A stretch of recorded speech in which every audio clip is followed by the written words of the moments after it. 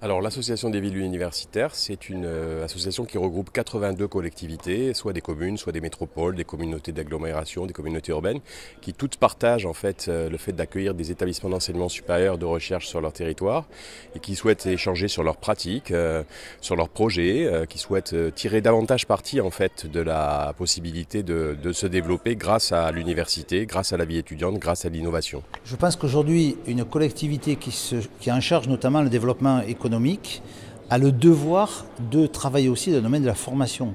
Ces choses-là sont intrinsèquement liées. On ne peut pas imaginer aujourd'hui que des entreprises s'installent sur un territoire si elles n'ont pas à la fois des formations adéquates par rapport à leur corpus d'entreprise et en même temps permettant à leur cadre d'avoir des formations pour leurs enfants sur le territoire.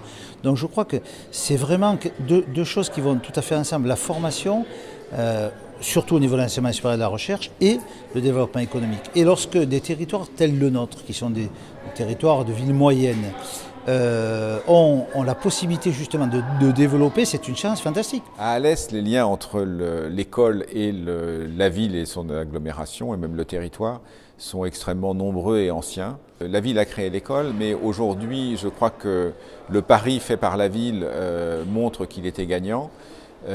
Plus d'une fois, je pense, la présence de l'école et de ses élèves et de ses laboratoires de recherche a pu convaincre des entrepreneurs, investisseurs hésitants que finalement Alès était l'endroit qui leur offrait le plus de chances grâce à cette capacité à proximité disponible.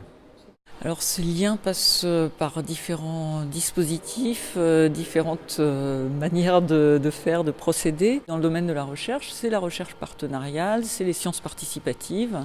Ce sont des recherches qui vont répondre à des enjeux, à des questionnements, à des problématiques que rencontrent les collectivités territoriales.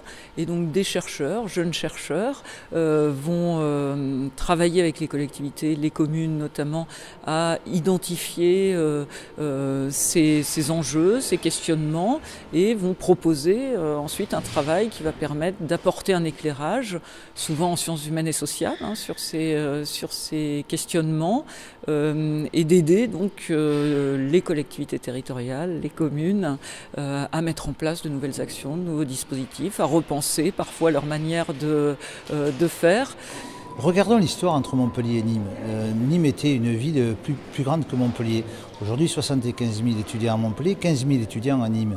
La différence économique de ces deux villes-là, de son développement, c'est fait, l'écart s'est fait sur le nombre d'étudiants. Parce que le nombre d'étudiants, ça vous fait vivre une ville, ça fait venir des entreprises. Donc voilà, alors aujourd'hui on n'est pas en concurrence avec, mais on se dit, peut-être que notre stature elle est à 30 000 étudiants. Ça veut dire qu'il faut vraiment que la collectivité que je préside, mais toutes les collectivités s'engagent, y compris financièrement. C'est du gain tous les jours. C'est par rapport à la jeunesse de notre territoire, c'est aussi leur permettre, pour celles et ceux qui n'ont pas les moyens, de se former sur le territoire, de pouvoir le faire. Parce que se déplacer, aller ailleurs, c'est peut-être des fois 1 000 € par mois. Les gens ne peuvent pas le faire. Voilà les quelques raisons qui font que je suis intimement convaincu de la nécessité de l'implication des collectivités dans l'enseignement supérieur et la recherche.